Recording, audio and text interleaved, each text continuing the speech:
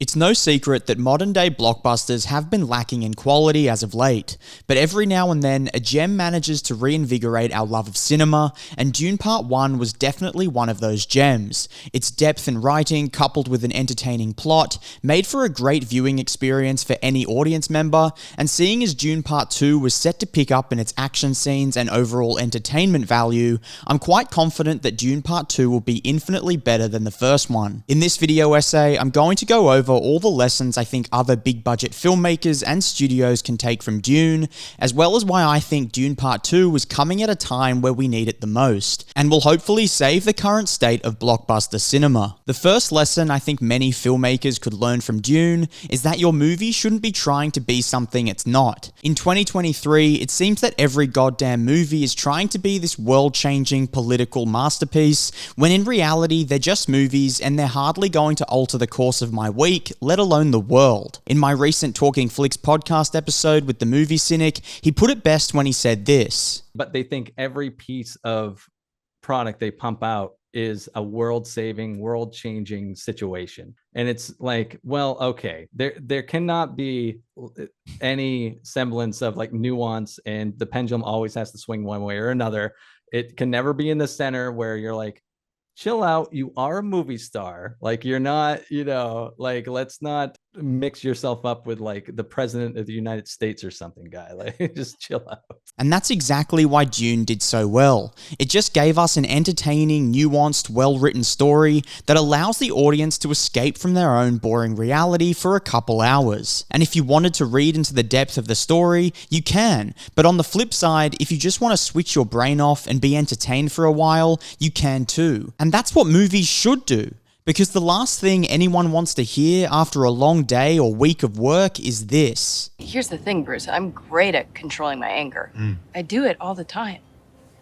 But when I'm catcalled in the street, when incompetent men explain my own area of expertise to me, I do it pretty much every day, because if I don't, I will get called emotional or difficult, or I might just literally get murdered. So I'm an expert at controlling my anger because I do it infinitely more than you. Another great takeaway from Dune was the casting. They didn't cast to tick a box of diversity or to make any sort of surface level point. They just cast the right person for each role, and by doing that, guess what? You end up with a diverse cast anyways, except it doesn't come across as this on-the-nose point that distracts from the story itself.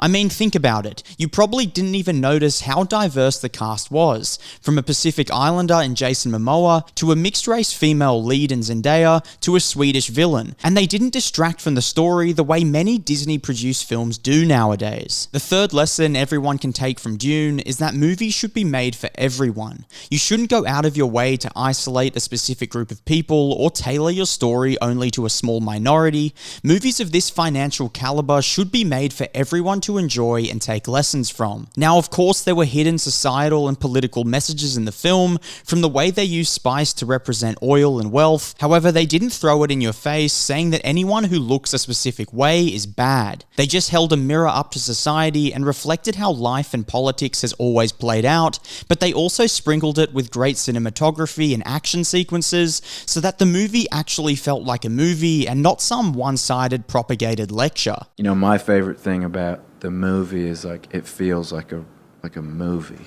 It feels like a real, like, go to the theater film movie that, you kind of, the reason why you go to watch something on the big screen. My personal favorite takeaway from Dune was how the film allowed its politics and social analysis to reflect both sides of the spectrum. No one group of people in the film were all good, and no one group of people were all bad. They were nuanced, real characters that allowed the audience insight into their thought process and societal beliefs. And what that does, which is what all stories should do, is allow the audience members to see a story from both sides and choose which one they align with. Because too many many movies nowadays make out like there is a perfect way to think and that there is a correct political side you should align with, when the idea of correctness and politics undermines the whole point. And lastly, this message goes out to every filmmaker it seems nowadays: just focus on the movie. Dune's creative team put all its focus on making a good film